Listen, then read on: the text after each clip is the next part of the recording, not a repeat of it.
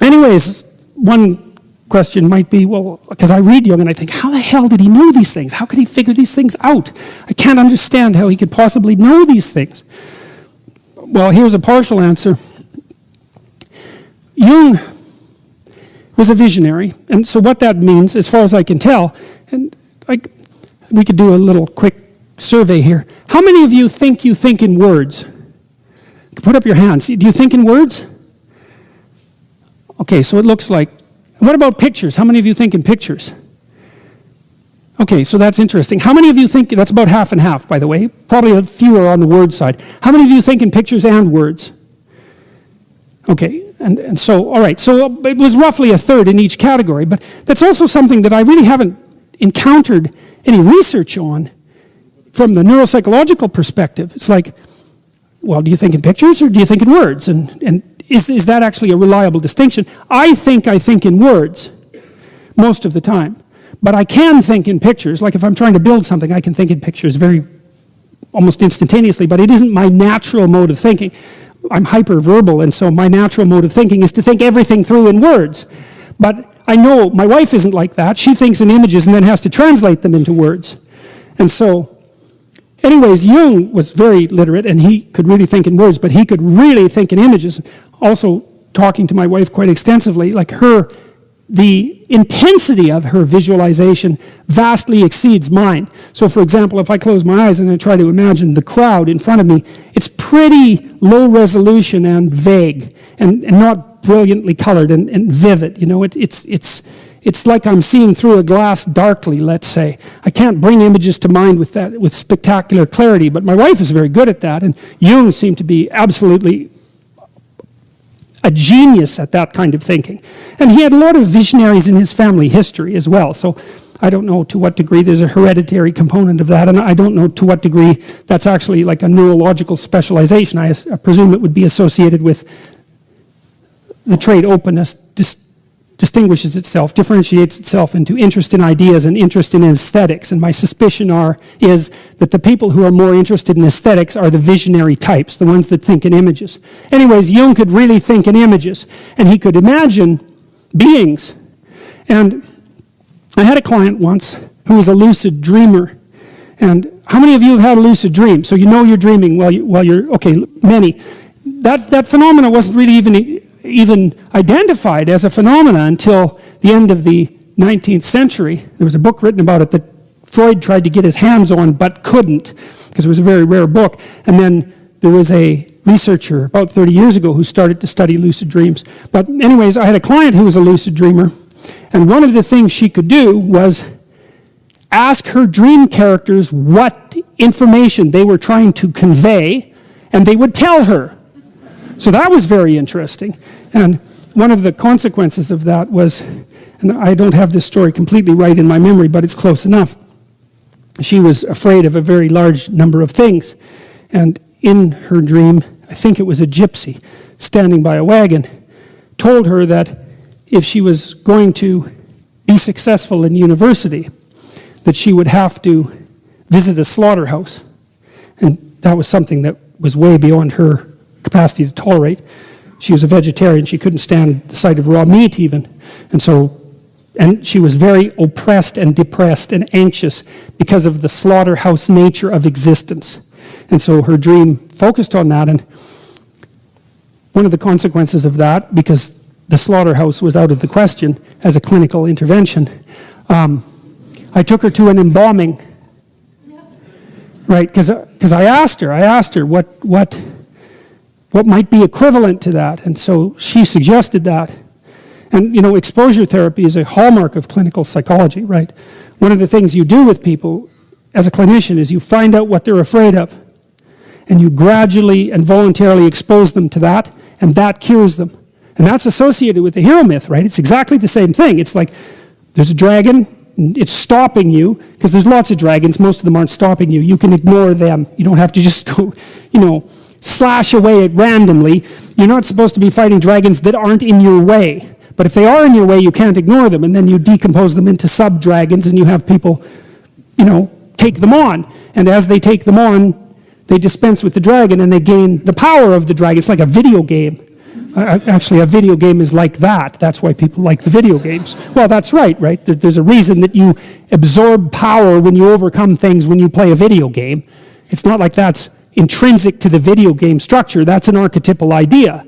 Anyways, we went and saw an embalming, which was a very interesting experience and quite useful for her, because she knew what she could tolerate after that, and it was a hell of a lot more than she thought she could tolerate. And so that's very useful to know. Back to Jung. He's a visionary thinker. Now, my client, I said, she could lucid dream, and she could ask her dream characters what they wanted and what they were trying to communicate to her. So that was pretty interesting. That happened spontaneously, had nothing to do with me. I mean, I'm interested in dreams, and many of my clients are great dreamers, especially the creative ones, because I think it's a hallmark of creativity to have vivid dreams and to be able to remember them. But that was a faculty that was natural to her. Jung had this other client at one point, and she had a variety of fears, and she had this dream that she told me, and she was walking down a beach, and on the side of the beach, up a dune, a small dune, there was this old man with a snake, a big python, and there's a crowd around him, and she was walking by the snake handler and the snake and the crowd, and she didn't want to have anything to do with him. He was sort of showing people this snake, and she told me that dream, and I thought, well, you know, you probably need to go see that snake. And so I relaxed her. It's a quasi-hypnotic technique, and it's very straightforward. Hypnosis is generally nothing but pronounced relaxation, although you have to be susceptible to hypnosis to actually fall into a hypnotic trance as a consequence of being relaxed. I just relaxed her. I had her breathe deeply and pay attention to different parts of her body and just relax her muscles one by one, essentially, so that she could concentrate. And then I told her we'd play with the dream a little bit. It's a Jungian technique.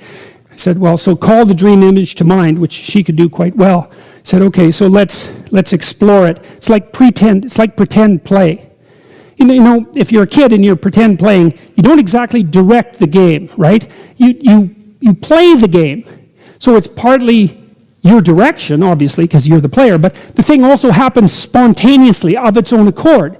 And you could think about that as a dialogue between the conscious mind and the unconscious mind in some sense. It's a developmental dialogue. It's not a fun game if you just direct it. It's only a fun game if you're inviting and something is welling up as a consequence. It's the same thing that happens when you're engaged in some kind of artistic or literary production.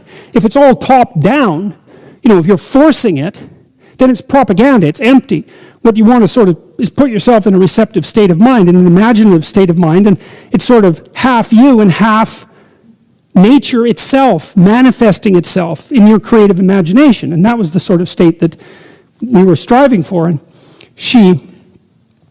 I asked her when she was relaxed, I said, well, what do you think about the snake handler? And she said, well, he's probably a charlatan, and he's just there trying to impress the crowd and to show off. And she was afraid to go up there because she thought people would push her towards the snake and she'd have to touch it. And so there was a fear of the crowd issue going on there too. And I said, well, just look, go up there, but do it under these conditions. Is that, you know, if people get pushy, what are you going to tell them? And so we figured out something. He said, look, you just tell them that, you know, you want to look at the snake at your own pace, and that you don't need any encouragement or help, and it would be good if you were just left alone. So that enabled her to defend herself. So she was afraid that the crowd would push her to do something that she didn't want to do. That was part of the theme of the dream. So anyway, she eventually climbed the dune in her imagination and went into the crowd, and the crowd turned out to be quite welcoming and not hostile and not pushy, which isn't what you'd expect, right? Because you'd think the crowd would have reacted in accordance with her fears, since it was her fantasy. But that's the thing about fantasies, they have this autonomous quality. But the crowd was welcoming and not hostile, and it turned out that the snake handler wasn't a charlatan.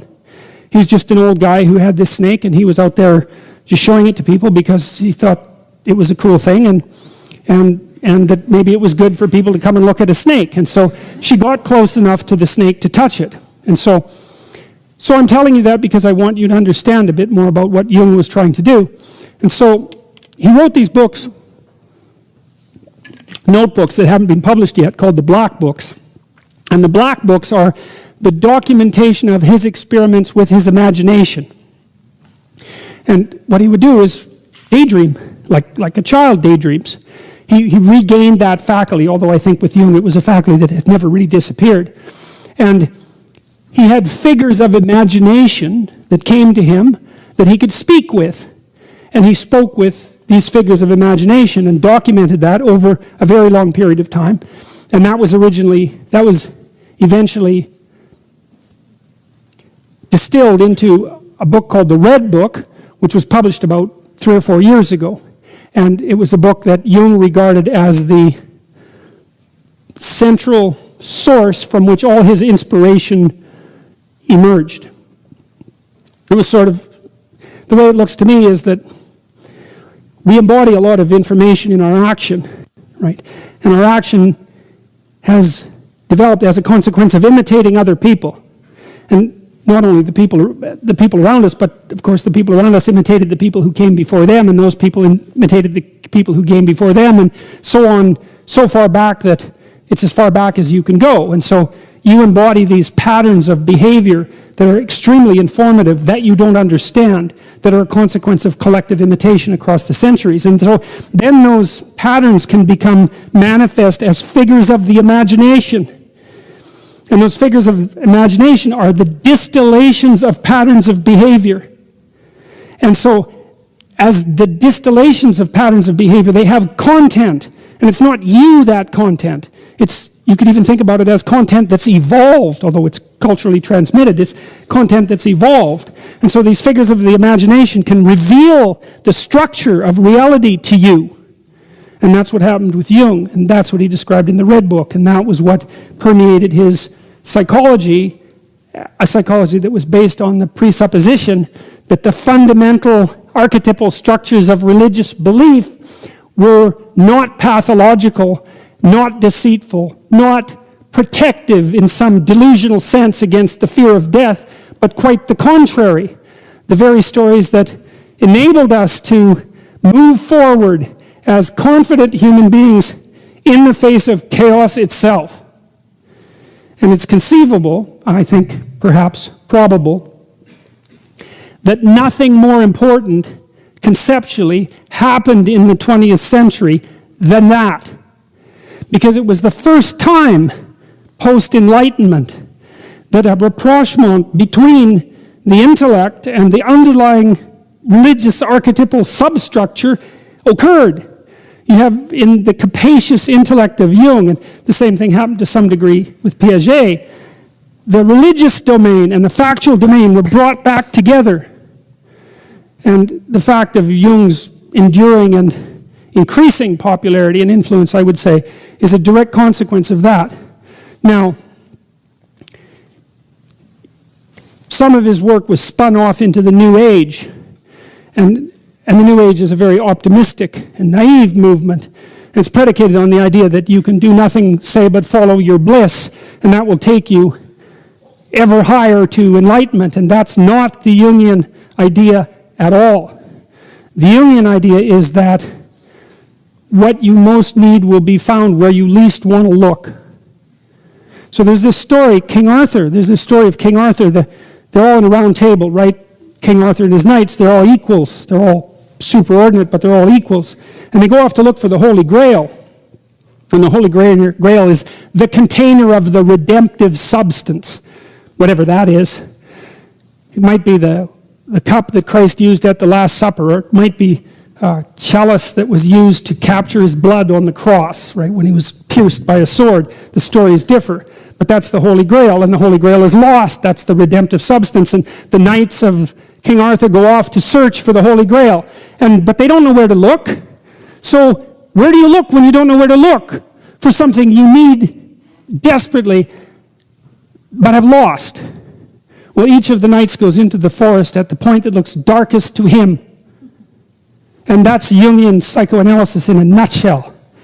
It's like that which you fear and avoid, that which you hold in contempt, that which disgusts you and that you avoid. That's the gateway to what you need to know.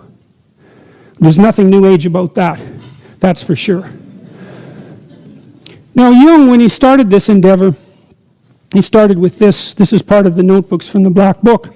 He said, he wrote, my soul, where are you? Do you hear me? I speak. I call you. Are you there? I've returned. I'm here again. I've shaken the dust of all the lands from my feet, and I've come to you. I am with you. After long years of long wandering, I have come to you again. For the Jungians, the hero's journey is a journey within. And I think that that's probably the bias of introverts, to believe that the hero's journey is only an inward journey. I think that it can be an outward journey too, because I don't think it matters where you confront the unknown, whether it's within or without. What matters is whether or not you confront the unknown. That's what matters. But he found that what he had ignored was an undiscovered part of himself. So that might be something that was equivalent to Huxley's notion that there's tremendous potential breadth in the realm of human conscious experience. And Huxley was influenced to some degree by Jung. Now, Jung knew of Huxley's experiments and had commented on psychedelic use. And he said something like, beware of wisdom you did not earn. And Jung was very good at stating things very profoundly, very simply. And that's a very intelligent piece of advice. Beware of wisdom you did not earn. He wrote a paper, if you're interested in this sort of thing. He wrote a paper called The Relations Between the Ego and the Unconscious, which is an absolute masterwork, but completely incomprehensible unless you know what it's about. And what it's about is the danger of what he called ego inflation. And so one of the things that can happen as a consequence of a revelatory experience is that the division between the individual ego and what would you call it? It's so hard to come up with a word that isn't somehow naive or cliched.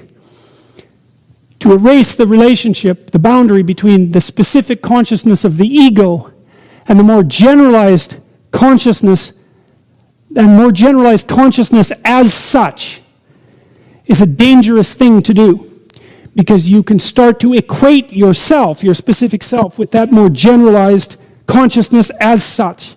And Jung thought about that as something akin to a psychotic inflation. And the paper, Relations Between the Ego and the Unconscious, is a document that tells you how to avoid that if you're playing in this kind of realm.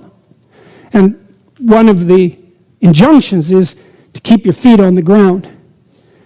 He thought that was partly what happened to Nietzsche, was that Nietzsche wasn't grounded enough in life. He wasn't grounded enough in day-to-day rituals and routines and the mundane. Now, you can debate whether or not that's the case, and whether or not that's a reasonable argument, but that was still what Jung believed.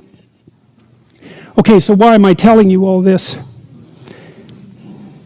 I'll finish with this. From December 1913 onward, Jung carried on in the same procedure, deliberately evoking a fantasy in a waking state and then entering into it as a drama.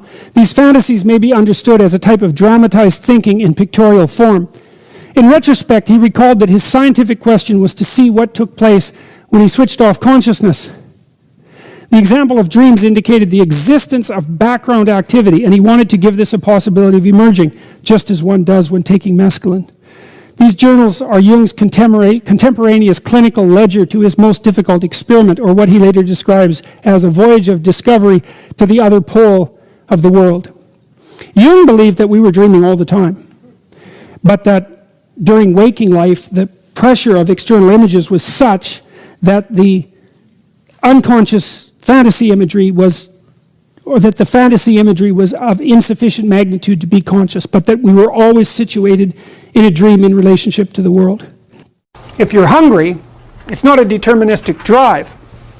It's a subpersonality that has a goal, and then it has a bunch of action patterns that are going to work in reference to that goal. It has a bunch of perceptions that suit that goal, and it organizes your emotional responses around that goal.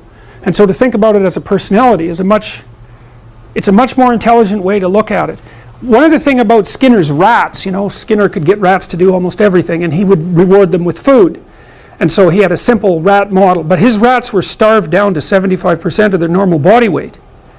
So not only were they not social, gregarious rats like rats are, because they were isolated, they were genetically altered from wild rats, but they also weren't as complex as a real rat because they were starving. And so, but you know, a starving rat is a pretty good model of a rat, and a rat is a pretty good model of a person. But a lot of our models of simple behavioral learning were based on starving, isolated rats. So, anyways, how to think about motivation? We'll think about it from the hypothalamic perspective. So we could say one thing that motivation does is set goals. And we could say that emotions track progress towards goals. And I'm going to use that schema even though it's not exactly right. So you say, well, motivation determines where you're going to aim. So if you're hungry, you're going to aim at something to eat. And then that will organize your perceptions so that you zero out everything that isn't relevant to that task, which is almost everything. You concentrate on those few things that are going to facilitate your movement forward. When you encounter those things, that produces positive emotion as you move through the world towards your goal, and you see that things are laying themselves out that facilitate your movement forward. Those things cause positive emotion. And if you encounter anything that gets in the way, then that produces negative emotion, and it can be like threat, because you're not supposed to encounter something that gets in the way. It can be anger, so that you move it away. It can be frustration, disappointment, grief. Those would, if you had a response that serious to an obstacle, it would probably punish the little motivated frame right out of existence. You know, so you walk downstairs and, I don't know, the contracting company has set a wrecking ball through your kitchen. It's like, that's going to be disappointing. You're not going to keep eating the peanut butter sandwich in the rubble. That little frame is going to get punished out of existence, and some new goal is going to pop up in its stead. And you know, one of the things we're going to try to sort out is how do you decide when you've encountered an obstacle that's so big that you should just quit and go do something else? Because that's not obvious. You know, and you can get into counterproductive persistence pretty easily. So we don't know how people solve that problem. It's a really complicated one. So anyways, we're going to work on that scenario. Your hypothalamus pops up micro goals that are directly relevant to biological survival. That produces a frame of reference. So it's not a goal, it's not a drive, and it's not a collection of behaviors. It's a little personality. And the personality has a viewpoint, it has thoughts that go along with it. It has perceptions, it has action tendencies, all of that. You can see this in addiction, most particularly. So one of the things that you find often with people who are alcoholic is they lie all the time. And that's because when they built a little alcohol-dependent personality inside of themselves, or a big one, maybe it's 90% of their personality, and one of the things that consists of is all the rationalizations that they've used over the years to justify their addiction to themselves and to other people. And so the addiction has a personality. You know, and so when the person is off, or maybe they're addicted to meth or something like that, where we know the addiction is more, it's more short-term powerful than I would say than an alcohol addiction. They'll say anything. And the words are just tools used to get towards the goal. And if they happen to be deceptive, whatever, it doesn't matter.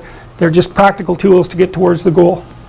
And then when you get towards the goal and you take a nice shot of meth or something like that, you reinforce all those rationales that you used to get the drug, and then the next time you're even a better deceiver and liar.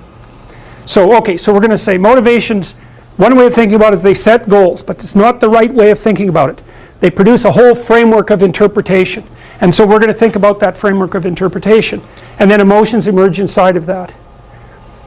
So that's it. So the world is framed, motivation set goals. You could say the world has to be framed. So motivation sets that frame. Goals, emotions, perceptions, and actions. And then actions track progress. So positive emotion says you're moving forward properly towards your goal. And if you encounter something you don't expect, you stop. That's anxiety. It's like, oh, we're not where we thought we were. And so we don't know what to do. So we should stop because we don't know where we are or what we're doing. Stop, frozen. And then the more powerful negative emotions like pain, they might make you get out of there. So emotions, forward, stop, reverse. That's your emotions within that motivated frame. So, and that's another example of how your mind is embedded in your body. Your emotions are like they're offshoots of action tendencies. That's the right way to think about it. Because action is everything, fundamentally. So what are some basic motivations? Most of these are regulated by the hypothalamus, by the way, and that tells you just how important a control system it is.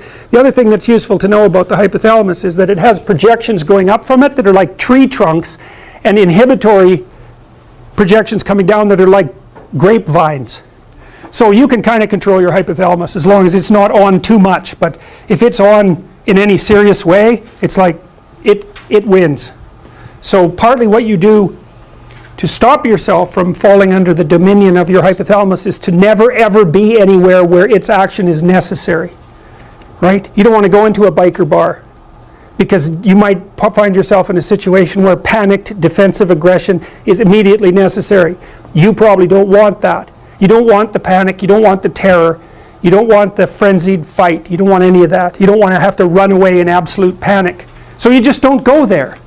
And then a huge part of how we regulate our emotions is just by never going anywhere where we have to experience them. And so that has very little to do with internal inhibitory control and everything to do with staying where you belong. So, okay. So, basic motivations. Hunger, thirst, pain. Pain is not regulated by the hypothalamus. That's a different circuit. Anger/aggression. Thermoregulation. Panic and escape. Affiliation and care, sexual desire, exploration, play, and you can kind of break those in. You can kind of break those into the classic Darwinian categories too, and say, well, there's a set of motivations that go along with self-maintenance. That'd be your survival, ingestive and defensive. See, I've sort of coded them there. So the self-maintenance. There's an ingestive set of basic motivations that go with self-maintenance. You say that's hunger, thirst.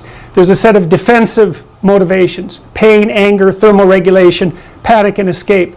And then there's motivations that are associated with reproduction, affiliation, care, and sexual desire.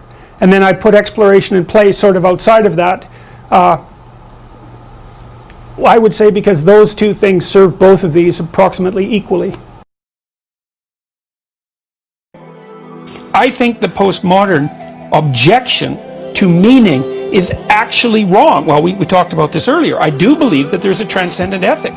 And I do believe that it touches on the metaphysical. I believe people experience that because people are perfectly capable of having unutterably profound religious experiences. And the naturalistic materialists don't know what the hell to do with that. They have no idea what to do with that fact. Say, well, it's delusional. It's like, well, hang on a sec. People who have those experiences appear to be more successful and healthier. It's like, so exactly in what manner is that delusional? And if you induce it in the lab with psilocybin, for example, among people who are dying of cancer, their fear of death goes away. It's like, you're going to just lay that out there as delusional, or you'll quit smoking. 85% success rate with one mystical experience on psilocybin produces 85% cessation rate in smoking. Yeah. It's completely. And with MDMA, ecstasy, the 3 treatments with MDMA, that's what the current research indicates, produces a 72% cure rate for intractable post-traumatic stress disorder. It's like, those are miracle cures, and they have to be accompanied by the mystical experience. No one knows how to account for that. And so there is a transcendent ethic. So it's a very physical thing. I mean, in a case like that, you talk about ayahuasca or any of these things, right? You're eating something, you're ingesting something, smoking it, whatever it is. It's physical, it's here and now, but the experience is metaphysical. Sure, that's a place where the biological and the transcendent touch. And we don't know what to make of that. Yeah. But that's why psychedelics threw our whole culture into such a flip this upside down. No one knew what to do with them.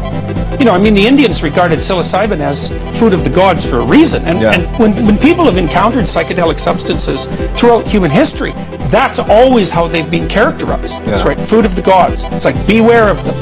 But they open the door to the transcendent. And, well, I think the evidence that they are doing something, that psychedelic substances are doing something that we seriously don't understand at all, not a bit, is overwhelming. Rick Strassman wrote a book on his experiences giving DMT to a whole bunch of people down in Austin, I think. And Strassman's a pretty straight scientist. You know, he was interested in measuring psychophysiological responses to the drugs. Well, he'd give people DMT and they all came back with the same story. I was blasted out of my consciousness. I met a whole bunch of alien beings. They were really surprised I was there, and then I came back, and it was the most real thing that's ever happened to me. And Strassman would say, well, you had a Jungian archetypal experience, or it was a dream, and they'd say, you don't understand. Yeah. And he got so distraught because of these continual reports that he had to stop doing the research. Yeah, and I'm not making a claim for anything metaphysical here, but I'm definitely pointing out that there are undeniable realms of human experience that involve religious experience and a sense of the infinite transcendent that look like they're healthy and that you cannot deny.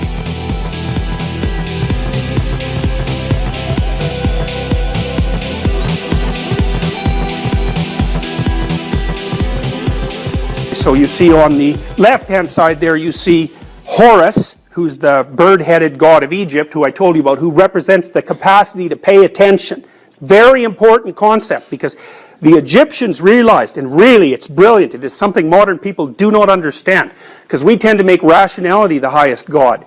That's not a good thing. That's a pathway to totalitarianism. What the Egyptians knew, but they only knew it in symbolic form, was it was the capacity to attend to things that in some sense was the highest psychological function. Because it's the capacity to pay attention that actually moves you beyond what you only know. And rationality tends to make, integral systems that are coherent, that are box-like, and then claim that they're absolutely right. Whereas attention is always looking beyond what you know. And attention is an unbelievably powerful force. That's why advertisers pay for it.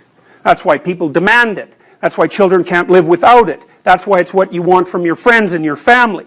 You want them to pay attention to you. It's an unbelievably valuable resource. And so one of the things I always tell my clients, for example, if they're socially anxious, I say, look, pay more attention to the person you're talking to. If you really pay close attention to them, then the thoughts that are making you anxious will be suppressed. And because you're paying close attention to them, you'll match your movements to theirs, and you'll match your conversation to them, and then there's no reason for you to be socially anxious, because socially anxious people will go like this when they're talking. They don't want to look at you. Of course, how the hell can you engage anyone if you're not in a little dance with them?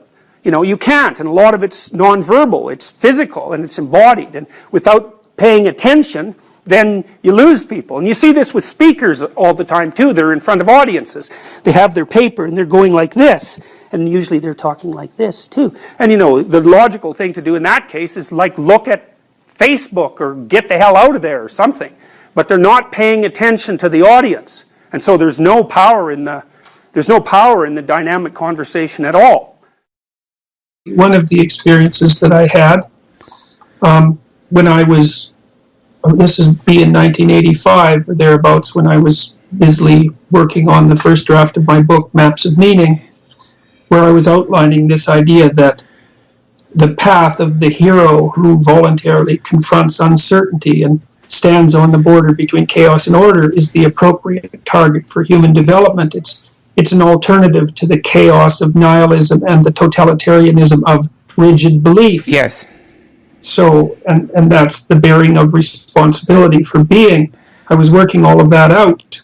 It's actually an answer to the postmodern conundrum, as far as I can tell as well. But anyways, at the same time, I was making this sculpture, which is about a foot thick. It's made out of layers of what's called foam core, which is styrofoam pressed between two pieces of paper that's about 1/4 of an inch thick. It's often used for backing on prints and so on if you get them framed. I made this piece that I call the meaning of music, and it's a mandala, so it's a circle inscribed inside of a square, although I tried to make it multidimensional in a complex way that I can't really describe at the moment. But what I was trying to do, and I broke it into pieces, what I was trying to do was to produce a visual object that flickered and changed when you looked at it because it was too complex to process visually. Like a Necker cube, that's one of those cubes that reverses when you look at it. Yes. Yeah, well, this is like a Necker cube on steroids. And because music, of course, it stays the same across time, but also transforms across time. Yes. And it's full of layered patterns, and the patterns interact harmoniously with one another. And it had appeared, and I was fascinated by music because it gives people the direct intimation of meaning. Even if they're nihilistic punk rockers, they still can't criticize the experience of meaning that they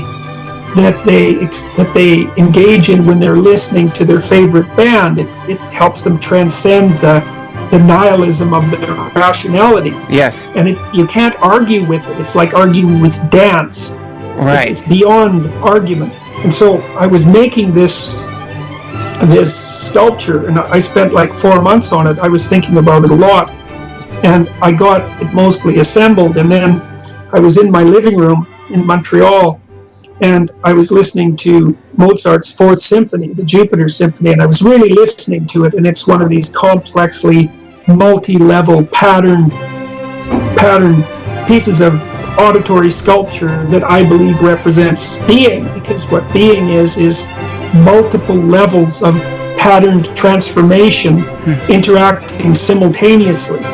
And music is a representation of that, which is why I think we find it meaningful. Anyways, I was listening intently to this symphony, and at the same time I was concentrating on the sculpture that I had made, and all of a sudden, and everything I'm about to say is a metaphor, because there's no way of encapsulating it properly in words, but it was as if the heavens opened up above me. I mean, I was still in my living room, but Yes.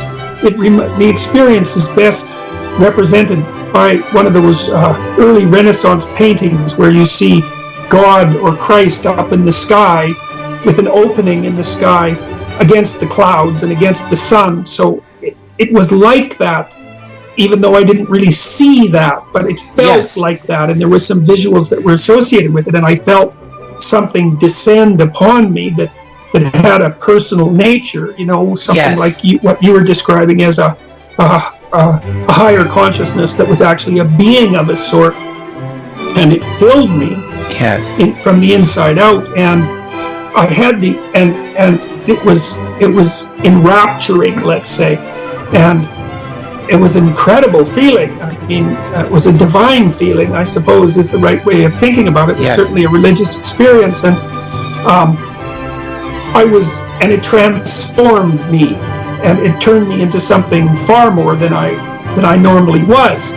And maybe you could think about that as an intimation of what you could become if you worked on it for the rest of your life, which sometimes I think is what hallucinogens provide people with, is an image of who they could be if they shed all of their deadwood. Right. Anyways, it was as if an offer was being made to me that I could be like that from now on permanently. And I thought, well, I don't know how to do that. I couldn't walk down the street in this condition, in this elevated condition. I wouldn't belong in the world anymore. I wouldn't know how to function. I don't know how I could do it. And so this experience, this thing, say, that was communicating with me was accepted that as an answer, although I would say with some sorrow, and then it receded. And then I went and talked to my wife, and I told her what had happened, and I was shaking a lot, and like a tremendous amount, and my pupils were completely dilated. Wow. Yeah, and that happened to me one other time in a similar manner, although it was more like an echo. It wasn't quite as intense, but I was concentrating very much on trying to understand the meaning, the central meaning of music, and of course the phenomena of meaning itself. And it seemed like the combination of that intense concentration and the visual stimulation and the music all culminated to produce this transformation of consciousness, but that was its nature. Amanita muscaria mushrooms are often by mushrooms like psilocybin. Yes. And those substances are, to call them strange, is barely to scrape the surface. Have you taken psychedelics? Yes, I have. And yes, it sounds like it, because exactly. Yes, you're right. It's the strangest of things, and when it comes to identity and the psychedelics' effect on human identity, it does create an experience that is transcendent to the very temporary human form that we're currently within. And yes, well, there's a psychiatrist named Rick Strassman who was at the University of Texas, and he had been giving his experimental subjects. He's one of two groups that had got permission to start experimenting with psychedelics again. The other one was a group at Johns Hopkins who've been reporting the consequences of giving experimental subjects psilocybin in its chemical form. They've reported permanent personality transformations on the part of the people who took the psilocybin mushrooms who had a mystical experience. And so what's happened to them, apart from the fact that they regarded the experience as one of the top 2 or 3 experiences of their life in terms of transformation, is that when you give them personality tests a year later, these are 5-factor personality tests, and they test extroversion, neuroticism, agreeableness, conscientiousness, and openness. And openness is a creativity dimension, an aesthetic experience creativity dimension. And their scores on openness increase substantially, approximately the equivalent of from the 50th percentile to the 85th percentile, which is 1 standard deviation. They increase and stay that way up to 1 year later. So wow. these chemicals, these strange chemicals, produce very long-lasting effects on people's perception, and they do produce intimations of mystical experience. Now, Strassman actually got scared away from his DMT research. He was a pretty, I would say, conservative scientist and was administering DMT intravenously because it has a very short half-life. If you take it any other way, it only lasts about 10 minutes. Right. And his people, who were very carefully screened to begin with for sanity and so forth, although they had some experience with psychedelic drugs because they didn't want to introduce naive people to anything like that. Right. They all reported being shot out of their body and encountering alien beings. Yes. All of them. And they, when Strassman attempted to explain that away as let's call it a hallucination, although technically, if you're hallucinating, you know that you're hallucinating and you know what's real. So these were far deeper than hallucinations. Right. Or that they were something like Jungian archetypes, but his subjects insisted that, including people who knew quite a bit about archetypal psychology, insisted that that was not correct, that they were in fact shot out of their bodies into other spaces and dimensions, and that they encountered beings of all sorts of different types, some of whom were surprised to see them, some of whom were happy they were there, some of whom engaged them in conversation. It makes very strange reading. Yes. There's no straightforward way of making sense of it, and there's no straightforward way of making sense of the shamanic experiences too. Iliad had thought that those rituals had been, if they were induced by drugs, that was a corrupt form of the original ritual. But I think later scholarship has indicated that that's profoundly wrong, and that the basis of these experiences is in fact hallucinogenic experience of the sort, say, that the Aztecs induced with psilocybin mushrooms or mescaline. The first thing I'll do is tell you a story about a female neurologist whose name escapes me at the moment. She wrote a book called My Stroke of Insight. Jill Bolte, I think is her name. And she was a Harvard trained. She had medical training from Harvard in neuropsychological function and knew a lot about hemispheric specialization. We talked a little bit about hemispheric specialization before, and one of the ways of conceptualizing the difference between the two hemispheres is that the left hemisphere operates in known territory and the right hemisphere operates in unknown territory. That's one way of thinking about it. The left hemisphere operates in the orderly domain and the right hemisphere operates in the chaotic domain. Or the left hemisphere operates in the domain of detail and the right hemisphere operates in the domain of the large picture.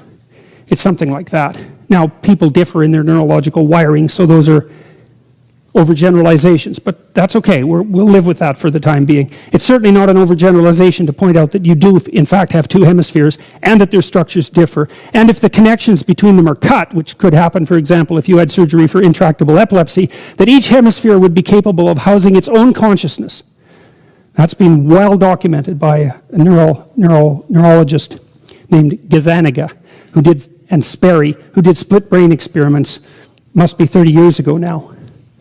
So, and we know that the right and the left hemisphere are specialized for different functions. The right hemisphere, for example, seems to be more involved in the generation of negative emotion, and the left hemisphere more involved in the generation of positive emotion and approach. So the right hemisphere stops you and the left hemisphere moves you forward.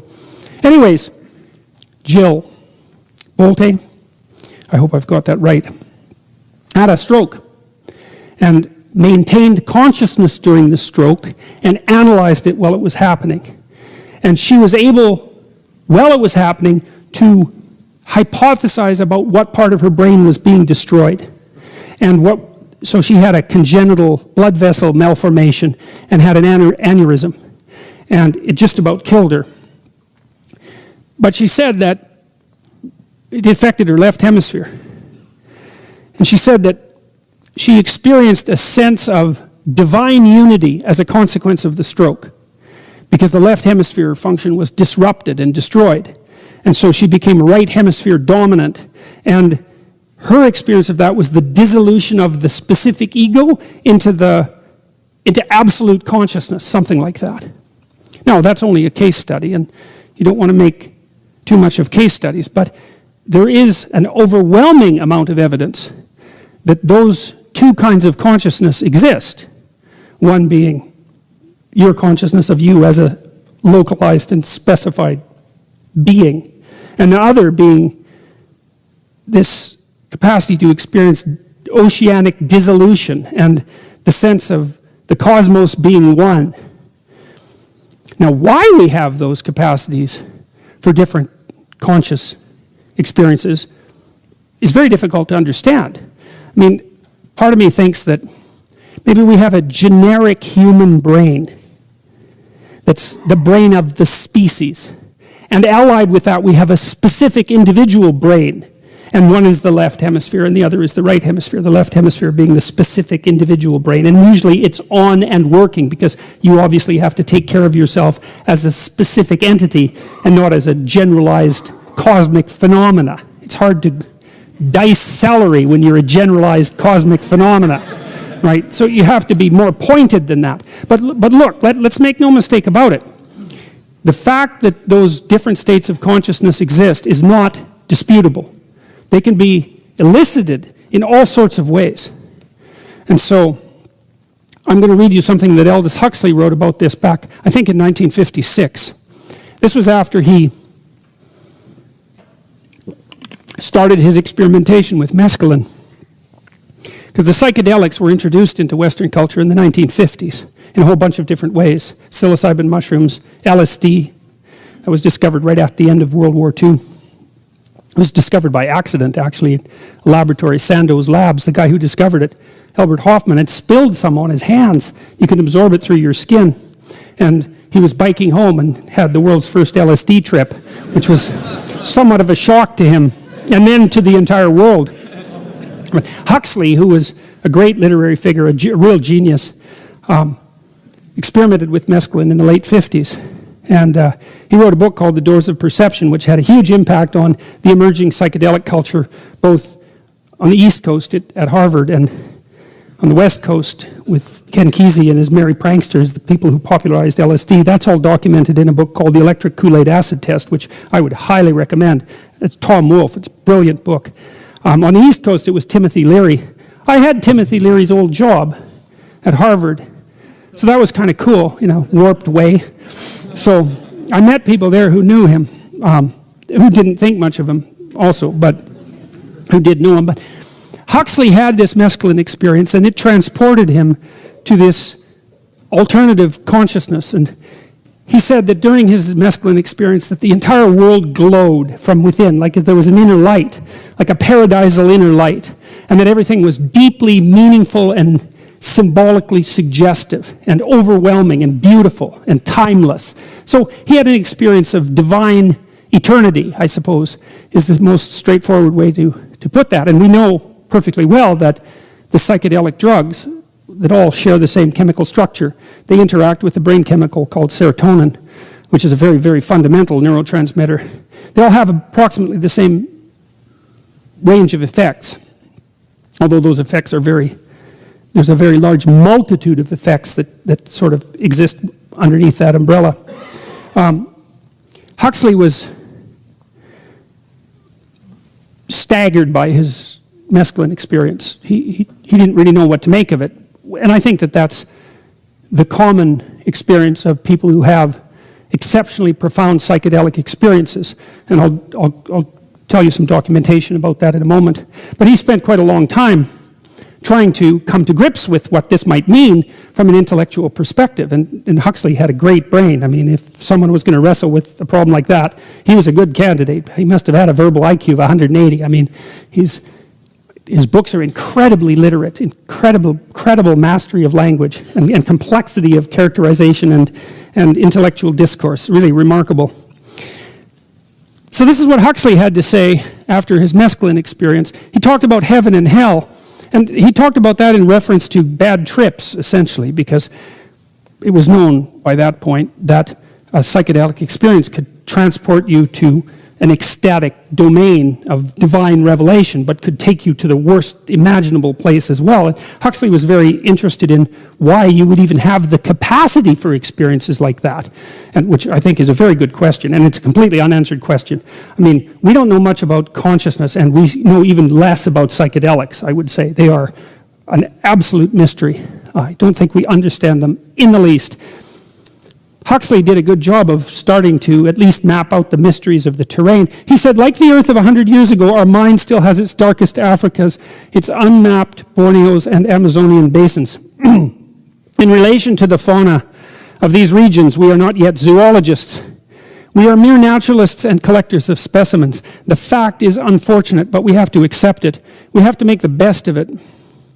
However lowly, the work of the collector must be done before we can proceed to the higher scientific tasks of classification, analysis, experiment, and theory making. Like the giraffe and the duck-billed platypus, the creatures inhabiting these remoter regions of the mind are exceedingly improbable. Nevertheless, they exist. They are facts of observation. And as such, they cannot be ignored by anyone who is honestly trying to understand the world in which he lives.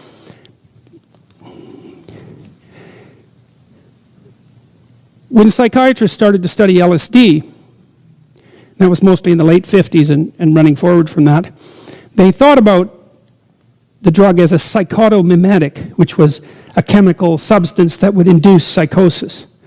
But that turned out to not be true, not with the psychedelics, because schizophrenics were given LSD, and the schizophrenics reported that, while the experience was certainly extraordinarily strange, it wasn't like being schizophrenic.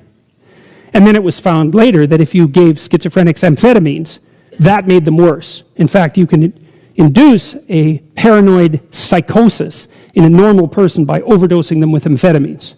So whatever the hallucinogens or the psychedelics are doing, it's not the same thing as mania, and it's not the same thing as schizophrenia. Not at all. So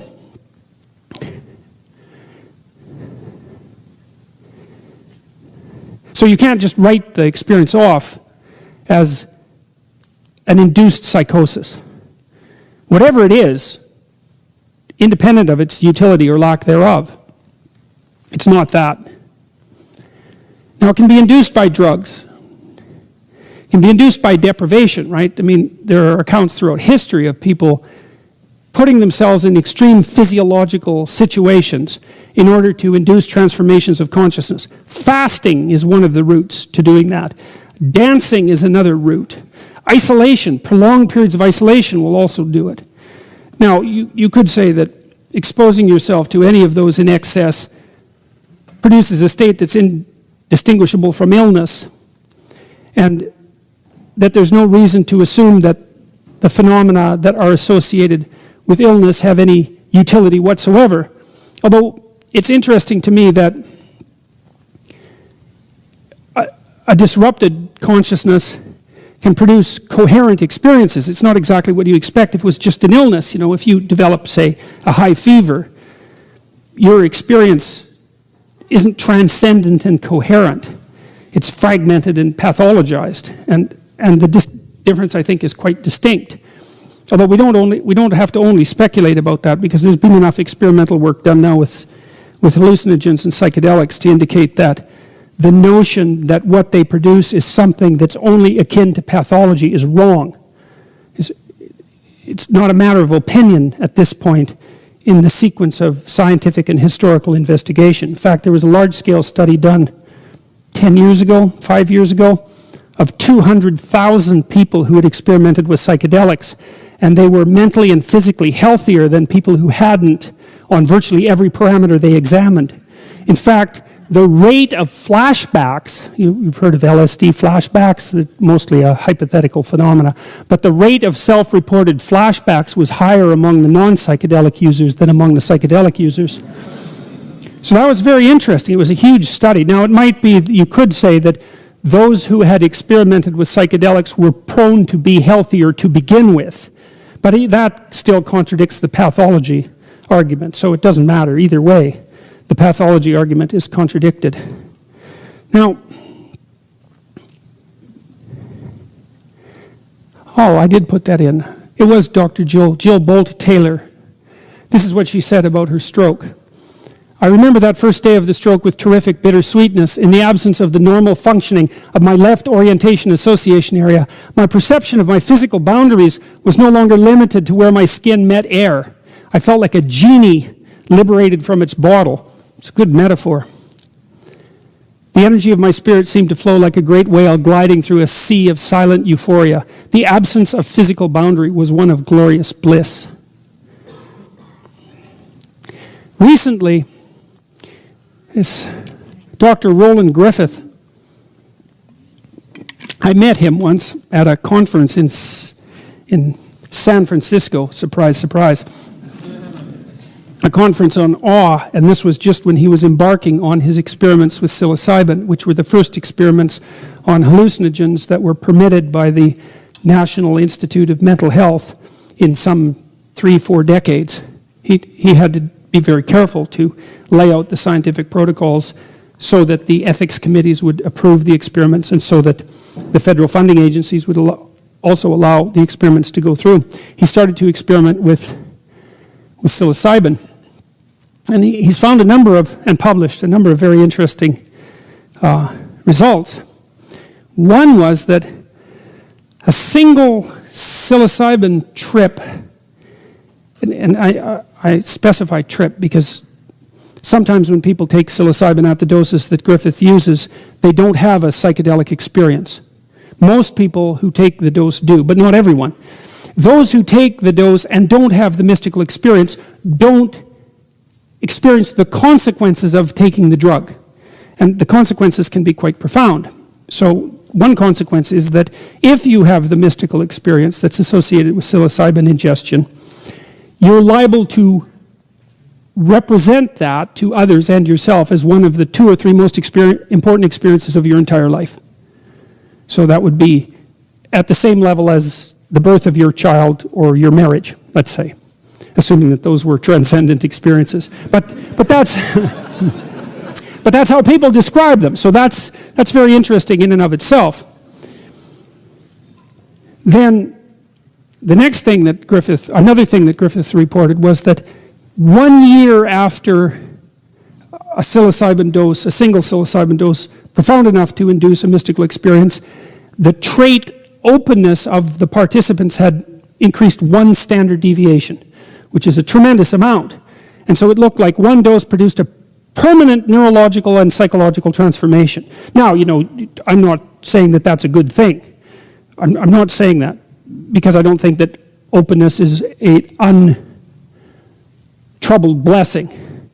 But it's certainly a testament to the unbelievable potency of the drugs. There's about a 10% chance, by the way, with psilocybin ingestion of a trip to hell. And so that's certainly something very much worth considering when you're thinking about the potential effects of this kind of experience. So the mystical experience produced by psilocybin is rated by people as the most profound, among the most profound experience of their life, as life-changing. It produces permanent personality transformations. 85% success in smoking cessation with a single dose. Right, that's another thing that Griffiths demonstrated. Now that is mind-boggling, because there are chemical treatments for smoking cessation.